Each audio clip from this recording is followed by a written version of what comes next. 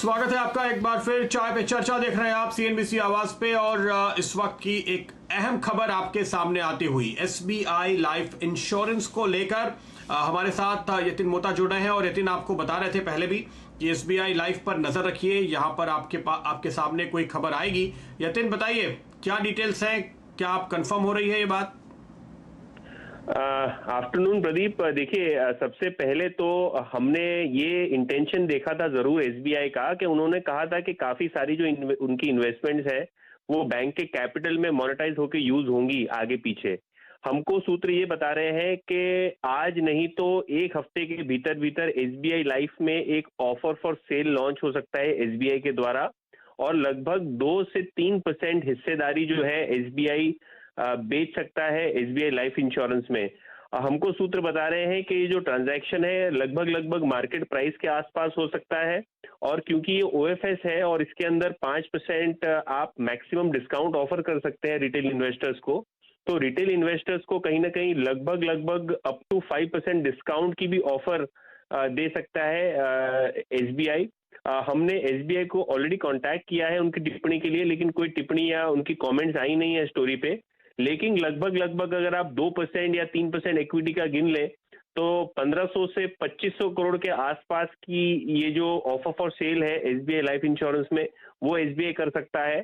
और एसबीआई इसको अपने टियर 1 कैपिटल को मजबूत करने के लिए, अपनी बैलेंस शीट मजबूत करने के लिए आगे चलते हुए यूज कर सकता है। तो ओवरऑल बेसिस पे अगर आप देखें तो ये एसबीआई की जो रणनीति है कि अपनी जो इन्वेस्टमेंट्स हैं लिस्टेड स्पेस में उसको जल्द से जल्द मोनेटाइज करें और अपनी कैपिटल को और ज्यादा मजबूत करें। करंटली अगर आप देखें तो एसबीआई लगभग 57% के आसपास की हिस्सेदारी रखता है एसबीआई लाइफ इंश्योरेंस में, और अगर उन्होंने लगभग 2 से 3% अगर हिस्सेदारी बेची तो उनका स्टेक लगभग 55-54% के आसपास हो जाएगा। बिल्कुल, तो ये एक खबर जो आपके सामने कल आई थी, जितिन आपको बता रहे थे कि एसबीआई लाइफ में एक बड़ा ब्लॉक बिक्री के लिए आ सकता है। अब उसके और नए अपडेट खुलते हुए, इनफैक्ट नतीजे के बाद जब हम बात कर रहे थे पिछले शुक्रवार को एसबीआई चेयरमैन से कि क्या आपको पूंजी जुटाने की ज़रूरत होगी, तो उन्होंने यही कहा था कि पूंजी जुटाने की ज़रूरत नहीं होगी। और एक विकल्प जो साफ तौर पे खुला है वो ये है कि वो अपनी सब्सिडरीज में कुछ हिस्सेदारी बेच सकते हैं, क्योंकि सब्सिडरीज के वैल्यूएशन इस समय कहीं ज़्यादा बेहतर हैं बनिस्बत मेन जो एसबीआई स्टेट बैंक है उसके।